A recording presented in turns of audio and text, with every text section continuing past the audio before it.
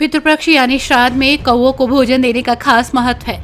धर्मनगरी हरिद्वार के गंगा घाटों पर लोग बढ़ चढ़कर कौओं को भोजन करा रहे हैं, जिसके चलते आमतौर पर कम दिखाई देने वाले कौओं का गंगा घाटों पर जमावड़ा है।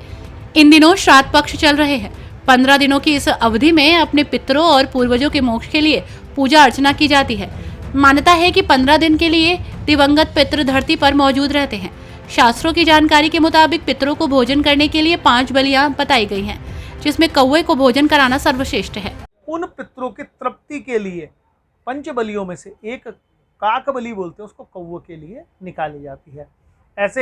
ऐसे जो धरतीचर जीव होते हैं, पशु ऐसे बन गए हैं जिनको माना तो जाता है अशुभ, लेकिन उनको सिद्ध करने के लिए, यानी कि वो भी पितृ प्रसन्न हो, उनको करने के लिए निकाली जाती है हमारे हाथ से श्वान बलि, जिसे बोलते हैं कौवे की बलि।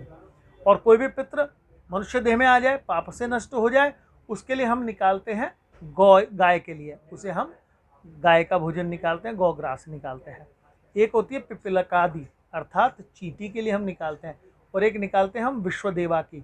विश्वदेव जो देव स्वरूप हो गए पितृ, उनको स्वीकार होता है, वो जल के अधिक नज़दीक रखते हैं। और जो भूमि में अंदर भी रह सकती है, भूमि के ऊपर भी रह सकते हैं, वो पिपलकादि यानी कि चींटियों के लिए निकालते थे। 5 बलि देने से, फिर ब्राह्मण या नाती को भोजन कराने से ही पितृ प्रसन्न होते हैं और श्राद्ध को स्वीकार करके श्राद्ध की पूर्णता करते हैं। श्रद्धालुओं का भी मानना है कि कौवा, गाय, कुत्ता आदि को कराया गया भोजन पितरों को प्राप्त होता है, इसलिए कौवों को भोजन कराकर उन्हें शांति मिलती है।